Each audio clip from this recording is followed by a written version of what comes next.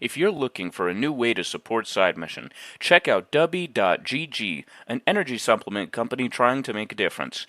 Make sure to use code SIDEMISSION for 15% off your order. Thank you, Dubby, for sponsoring this episode, and we hope you enjoy. Welcome into the newest episode of Side Mission. I, like always, am your host, Rusty Ellis, joined by the boys, Matt Beck, Kyle Lynch, and today, fellas, correct me if I'm wrong, I believe this is the first episode we're recording in 2024. So, that's pretty exciting if that's true, unless I'm just missing that we recorded another episode this year, or unless y'all recorded one without me and fired me without me knowing, which if that's the case, I'll just see myself out. I don't mind whatsoever. But in all seriousness, excited to get this year started, and we've got a couple really interesting games to talk about. So first, for this episode, we're talking about The Last of Us Part 2 Remastered. Now, goes without saying that when we first started this podcast, The Last of Us Part 2 came out shortly after we started, so we have already done a full review of The Last of Us Part 2 story and the gameplay as a whole there. Not really going to touch a ton on the story in this episode because, spoiler alert, it hasn't really changed. Joel still dies in the first 2 hours. If you can get over that, great. If not, then you're not going to like the story any more than you didn't like it back in 2020. So, not really going to touch much on that. We are really going to touch, fellas. That sounds bad out of context, touching fellas. Pause. We're really, fellas, just going to touch on the new stuff that has been added. Specifically, a lot of it is going to be focused on No Return, the roguelike mode that has been added to this game. Spoiler alert, it is a lot of fun. There is quite a bit of variety to it. And we're really enjoying what we've played of it. We'll touch a little bit first on the Lost Levels. There's not a ton to talk about there. But let's go ahead and dive right in, guys. Obviously, one thing I think, Matt, I'm going to start with you on this one. And I know that's weird because I normally start with Kyle. But The Lost Levels was something that you and I were really excited about, and it was something that we were excited to see kind of what got cut from the game, what was close to being into the game that could have added a little bit more maybe meat to the story. And I think what they gave us, while there's not a lot of it, Matt, I liked the overall concept of The Lost Levels and kind of getting that peek behind the curtain. Yeah, and I think that was a great reason why the this remaster exists, is getting to expand upon such a controversial story that we saw through Last of Us 2, which to this day, I mean, just look on Twitter and just see how people are still talking about this game to this day, especially with this remake that just came out. Excuse me, remaster. But this definitely allowed them to expand just a tad bit more on some things. I like the fact that we got kind of a bit of an explanation as to why they were left out, and it did make sense in the context because this game was already bloated. Like, this is a long game. I'm talking about, what are we, like, if you go for like the full completion, close to like 40 hours.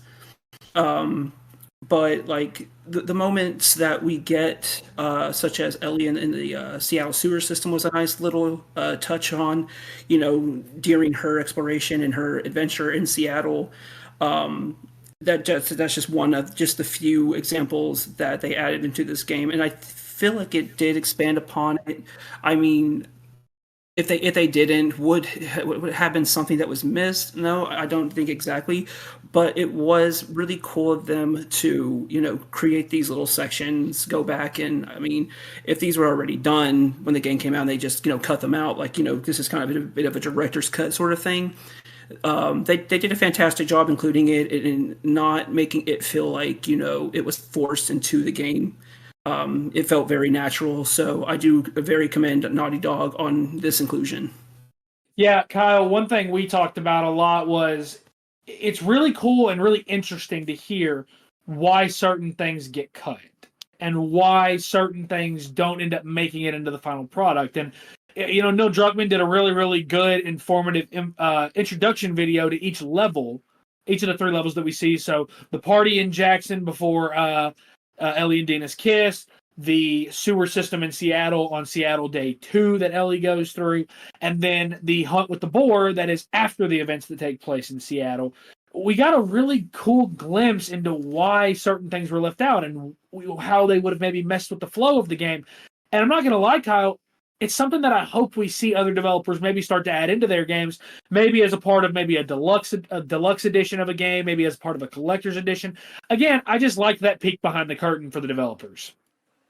Yeah, I agree. I honestly don't know why this wasn't called the director's cut because, like, when Ghost of Tsushima came out with their PS5 version, that was called the director's cut, I believe.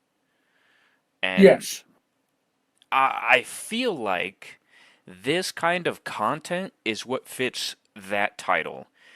And, you know, I agree. This is what they should be putting in, the director's cut. It's weird they call this, the remaster, but I did really like, even though that they were unfinished, that some of the animations and, you know, even in the very first one, the Party in Jackson, you know, have to read all the subtitles. There's no animation, there's no voice acting, it's all subtitles, but I really enjoyed the inclusion of it, and I actually think that that one and the boar level, while yes, this game is long, I felt like those sections honestly were not that long when I played them, and maybe when they were making them, like Neil Druckmann said, they make these levels huge and then they kind of cut them down, and I think that they really weren't super long sections, and which something we'll talk about in a minute, honestly, about how the boar section, you were saying that you felt like something was missing. I think that should have been left in because I really really enjoyed that section because it gave just a little bit more context to that end game part. Yeah, I was talking with a good friend of the program, Tom. I was talking with him. He's a massive, massive Last of Us fan, and we were talking about it. And I told him before the game was released that one of the things I'm interested to see is if maybe there's a tie-in or maybe a kind of a hunting level in between the events that happen at the end of your time in Seattle and the time that you spend on the farm. Like maybe there's a hunt that Ellie does, kind of akin to the first game when you go and you start the winter section and you play as Ellie and she's hunting that deer. I wondered if maybe there was something like that that could add a little bit of context, and I'm glad that to be right about that. I think that that's a really interesting part, and what I liked about that specifically was that kind of further examined the whole Ellie is having to let go of this bloodlust kind of thing. She's having to let go of this thirst that she has for vengeance, and it's hard for her to let that go. And I liked specifically, Kyle, the little detail that the developer gave us, where it was that the kill was anything but glorious, and it's more sad. It's more wow, like Ellie has really gone to this dark place, and she's still there. I like that little peek there. I like that little content. I would have loved to have seen what the finished products would have looked like. Obviously, we'll never see them because they were never finished. They were cut. But I certainly think that this is something I'd like to see more developers do because I think giving gamers a peek into what the development time and the development cycle is like, I think that allows us to further understand why games are the way they are when we play through them. I wanted to touch on was Matt's point that the game was 40 hours if you were going for completion. And I just want to know what the fuck version of the game were you playing that you spent 40 hours on the story? I think it's because just the realism that goes into a story like The Last of Us, there really is so much that you can do because there's just so much, so many factions, so there's so many different types of people. We come to meet so many of them. Like from the first game, we have Joel, Ellie. We have the main cast there. We have the Fireflies. In this game, that they introduce the wolves, and we get like an entire new look at this at a side of the Fireflies with Abby's father. Like everything that they were able to fit into a game like this. I feel like that it's easy to make a long story, especially someone like Neil Druckmann definitely has a lot of ideas, and he implemented a lot of these ideas into The Last of Us Part 2. And I definitely feel like he didn't put everything he wanted to. I feel like there's a lot more, but obviously you can't make you can't over bloat your game because it is going to stick with people that so much of this was unnecessary.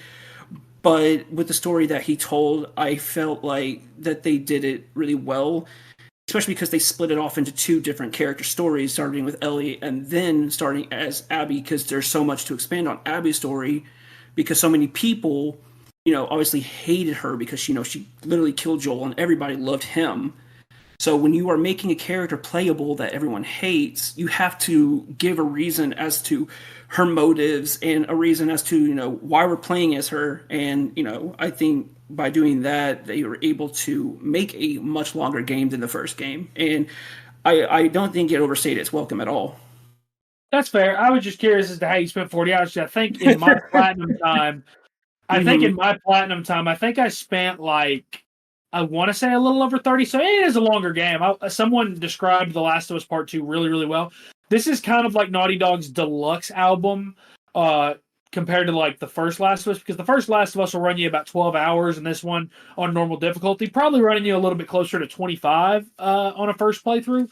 So I think that's a really apt description. Again, not going to dive that much into the story necessarily because we've already done a full review, and while I think all three of us love the story, obviously it's a story that's very, very, very split and divided in the gaming community. So on to the real reason why we were all really excited, and we all liked the Lost Levels. We were looking forward to those, but No Return was also the real meat and potatoes here. So Kyle, you're the big roguelike guy.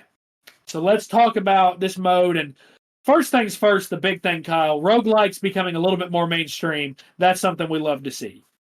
I just want to correct you there. I've never played a roguelike in my life, so I just playing. No, I will hurt you. I will hurt you.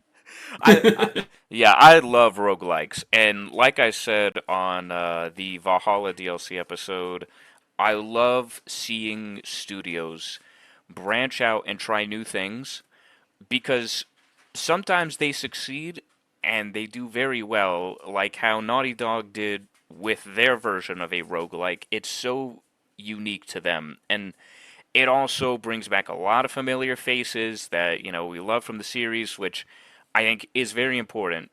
You gotta have those mascots for your rogue, because obviously playing as Kratos in God of War's roguelike, dude, nobody's gonna turn that down. And now getting to play as pretty much everybody from Last of Us 2 in this game, even Manny, which we were both really surprised. He was the final character on Abby's side. But what I really like is how they found a way to not copy and paste anybody's formula. They really set it, they set it aside to be remembered as just Naughty Dog's, roguelike. It's not like, oh, it's going to be it's not a clone of Returnal, it's not a clone of Binding of Isaac or Hades. What I personally think was their best addition to this formula was how you get to kind of choose your path that you're going to take to the boss. And in a lot of roguelikes, it's randomized. The doors you go through, the encounters you get, the enemies you face. So this felt like it was adding an element of strategy. And as somebody who really enjoys, a lot of puzzle-solving games, I do like some RTS games, but it was really cool to kind of involve this new element in, this genre that I really enjoy. Yeah, I'm with you in that, because of you, I've played quite a few roguelikes now in my own right, and I think that the unique factor of being able to kind of choose your own path. And I think you play in a run, I believe, counting the final boss, there's 8 total encounters. I believe I'm correct in that. There's either 6 or 8 total encounters. And there's different modes. There's Assault, which is just you go up against 3 waves of enemies, that you get more enemies the deeper you get into the run. So, but in your first encounter, if your first encounter is Assault, you'll get 3 enemies per run. You'll start with a set loadout with no upgrade parts, no supplements, no currency. You'll earn a certain amount of currency, crafting parts, and supplements based on the level you pick, and different paths. When you get to the branching paths, one path might offer more currency, one might offer more supplements, and you see kind of there where you can prioritize, okay, do I want to upgrade my pistol that I started with, or do I want to have more currency to be able to buy more weapons or buy recipes from the trading post at the hideout. And I like that addition of that strategy. I like being able to choose. Do I feel like if I've started with a revolver and a bow, do I feel like, okay, I should prioritize instead learning more recipes so I can create trap mines, so that I can create Molotovs or health kits or silencers? What should I prioritize? Or if I started out with just, say, a military pistol, should I instead try to prioritize maybe increasing my loadout a little bit? Should I go for another holster where instead of just carrying one gun and having to swap through it by holding, square and then going up and down on the D-pad, I can that way just press left or right and get my second gun out immediately. There's an awesome level of strategy to that. And Matt, I feel like that is expanded upon even further when you get into the play styles, when you look character to character. I love the different play styles each of these characters offer, and they all do feel unique. Yeah, absolutely that they do. Like Abby, I think is a bit more of what I like about Abby is the fact that she tends to get these abilities that help her heal when she gets kills. Ellie is definitely really good when it comes to like stealth. Joel has I actually have not a lot Joel yet, but I have heard that what is it? His ability is He's a little bit sturdier against melee, I think. He can't melee. So he can't dodge, but he's sturdier against melee. Yeah, I like that because they basically introduce is it like 4 playable characters, 5 playable characters for each branch. So you got Abby's branch, you got Ellie's branch, which I really think is cool. Mel is still an interesting one that they put in there. I'm honestly surprised that they didn't put the dude in there. I can't remember his name right now. Owen, yeah. Owen, yeah, I was kind of surprised that they didn't put him in there, considering his relationship to Abby felt a little bit like more like it would make more sense. But when you're making something like this, especially like a roguelike, because we're kind of seeing it more and more. God of War did it.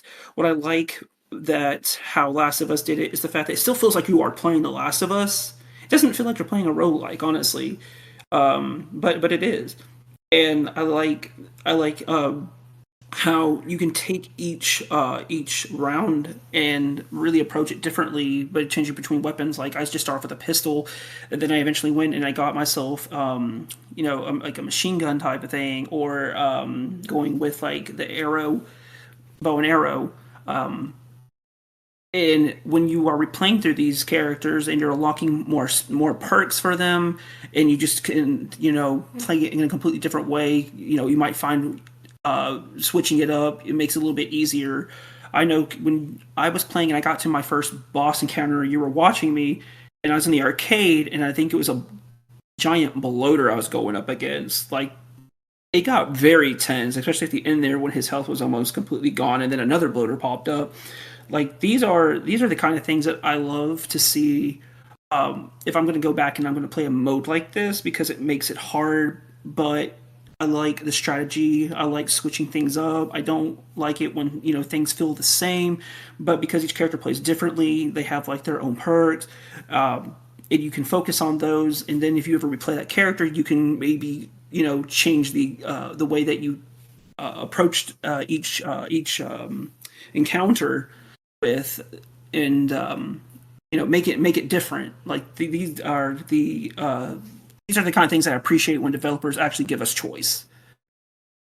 Yeah, I agree. I think that the different play styles, the different paths that you can take, the variety, that's a big selling point for me with this mode. That's a big selling, and it's the main reason why I think that the $10 upgrade fee, if you already own the game, is a really, really good price point, because I feel like there's hours and hours and hours of entertainment if you can get a good grasp on this mode. And now none of that is also to mention that there's custom runs where you can literally pick who your boss encounter is. You can pick the kind of encounters that you want to focus on. Like if you want to get better at, say, capture encounters, where you want to try to get better at maybe not having to kill as many enemies before you unlock the safe, you can practice that. If you want to get better at holdout, you can have a run that focuses on that. You can also, if you have a boss fight you want to practice and get better at, you can pick the boss and do that. There's also daily runs that are really, really interesting, where every 24 hours, the daily run will change. It'll force you to play as one character. It'll have a set encounter. It'll have a set run and a set group of encounters for you.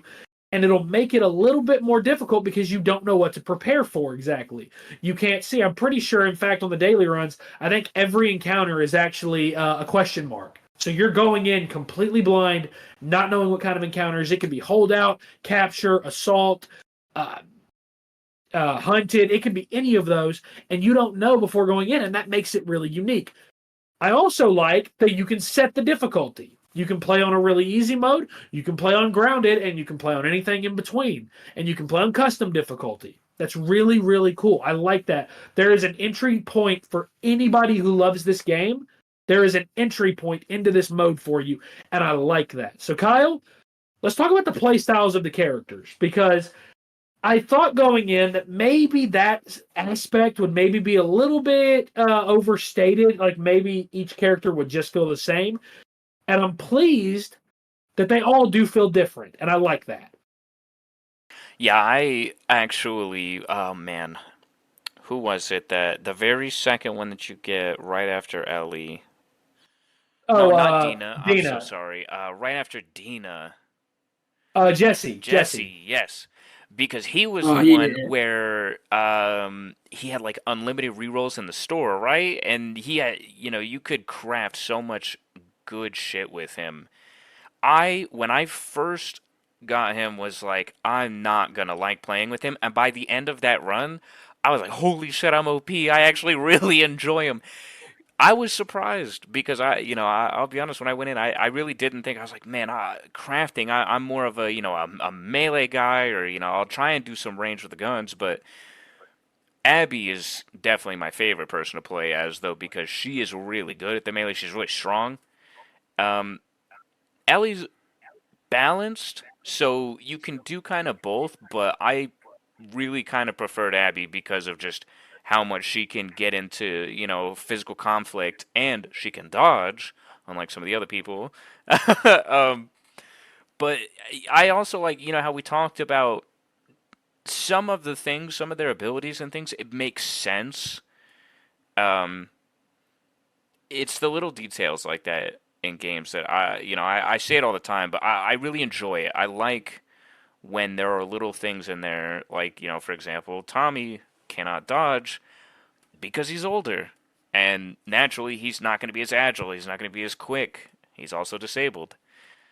Yeah, he gets hurt in the story, and that kind of keeps the story canonical. There is that he takes an arrow. I think he takes an arrow in his lower leg. Yeah. Or it might be through his knee, trying to avoid the old meme there. But I'm glad Kyle got that. They knew what they were doing. Yeah, they knew it there. He took an arrow in the knee, and ultimately, like, I like that it's canonical that way. It maintains continuity within the story. Same. Yeah, it's those little details, man. I love it. I love when developers really care about their games, put that love into them, because Oh yeah. you see that in this mode. And man, I should have talked about this earlier when we were talking about the lost levels, but I have to take us back to this. I don't know how I forgot, but I was actually screen sharing, and Rusty was watching me play through it. And when I first loaded up, I forgot because with the inclusion of this deluxe edition, you get costumes. Well, Yeah. I loaded up the Yes, game must be cool. in the very first lost level, not knowing that my costume was actually going to still be showing there. Rusty goes, "What the fuck are you wearing?" And I turn around, and I'm wearing the damn astronaut outfit.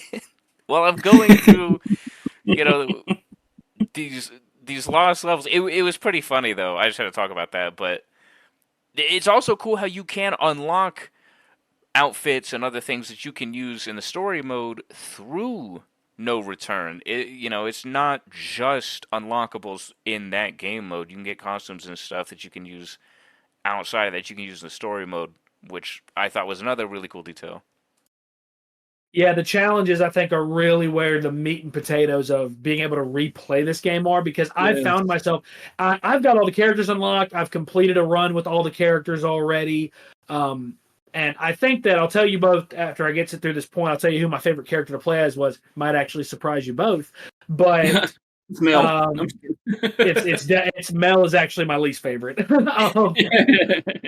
But I like that I found myself after I completed that last run. I believe I had to complete a run with Yara for my last run with a character. And after that, I did like 2 or 3 more runs, and I found myself actively trying to do the challenges. Now, you both know me. I'm not big for doing challenges in games like this. I don't really focus on that a lot. So the fact that this game got me to want to do challenges, and they were fun challenges, and it was added a little bit of a layer of difficulty because trying to use a bow is different than trying to use, say, a bolt rifle or a shotgun, or trying to go for explosive kills with trap mines or pipe bombs is a little bit different than just using shivs and stealth. Like, I like that the challenges are actually fun. I like that a lot. And I think that those challenges do add quite a bit because it's very easy on a run to complete 2 or 3 challenges, especially early on. I completed all of Abby's challenges within like 2 runs for her. So I really enjoyed the challenges. Now, as far as my favorite character to play as, I feel like this is going to surprise you both. I could not help but feel like the character I had the most fun with was Lev.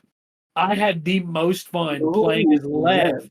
Because I don't know, there was just something about like using a bow and just every kill being quiet and especially when I got explosive arrows, I felt like when I did get caught out of stealth, I could just switch over to those, and it just became so much fun to shoot explosive arrows around the map. I just had so much fun playing as Lev because Lev is a smaller character, so he moves around so much faster than other characters. So you feel like you're just zipping around the map, you're getting these kills in stealth, and I don't know, man. Like when I was playing as him, I just had a smile on my face. It was so much fun. I will say, and Kyle, I'll let you talk a little bit about this. It is really interesting that like Joel seems to be the hardest character to play with because he can't dodge, which I understand why Tommy can't. I don't understand why Joel can't. And that's a little frustrating. If the argument is he's older, okay, cool, but I also think that he's this is a video game and you can take advantage of that.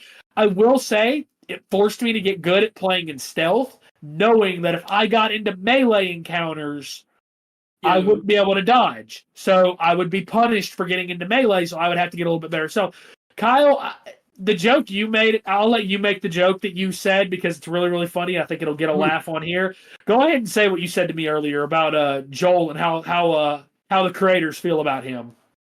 Man, Naughty Dog hates Joel more than any other character, dude. I don't understand why they gave him the most brutal death. He's the hardest character to play as. Everybody was excited to play as Joel, even, from the moment that this was announced. People were like, Joel's got to be in there, Joel's got to be in there. And then it was confirmed he was a playable character. Everybody wanted to play as him. Naughty Dog knew what they were doing. They were like, oh, okay, we made this whole second game, but y'all still want to play as the dude we killed in the very beginning. Didn't get the point, so we're going to make him the hardest character to play as. And you're not going to realize that until you unlock him last. But, actually, I got a quick little joke real fast. Maybe the reason he couldn't dodge is because he couldn't dodge the golf club. I hate you. I hate it so much. If he could dodge, this game would have been a lot shorter. Facts right there. If he could have dodged, he probably would have taken that shotgun shell to the knee. But I want to mention a joke that Tom said earlier, and it has to get said on here because it's funny. It would have been hysterical if his starting class had included a golf club. Oh, that would have been so funny. That would have been hysterical. I would have screamed. That would have been hilarious. Or at the very least, like give Abby a golf club. Like that would have been a lot of fun. I feel like that would have been funny. So, but I think it's safe to say after we've spent as long as we have talking about it, No Return's a really, really fun mode. There's obviously not a ton of critique really to go around. It is just a smaller update. I guess one critique maybe is it could have been a free update, I think. But I think if you're talking about paying $10 for an upgrade or paying $50 for the full price for the full game, I will say if you have never played The Last of Us Part 2, this is the definitive way to experience it. It was already a great looking game on PS4. It looked great when it got that performance patch on PS5 in 2022, I believe. Might have been, I think it was 2022. Might have been 2021. But it already looked good, but this is the definitive way to play it. It's a really good package now that includes this side mode, includes the lost levels. And one thing I'm personally excited about, the fact that Grounded 2 is coming out, the documentary, the making of The Last of Us Part 2, that's going to be coming out soon. And I'm really excited for that because Grounded, the making of The Last of Us, was really damn good. And I Yes. really enjoyed, again, all the behind-the-scenes stuff we got in the making. So I'm excited to see Grounded Part 2. That's going to be awesome. So that is going to do it for this episode of Side Mission. Be sure to follow us on Twitter at Side Mission Pod. You can follow us on Facebook as well at Side Mission Podcast. For the boys, for Kyle, for Matt, I'm Rusty. Thanks for listening.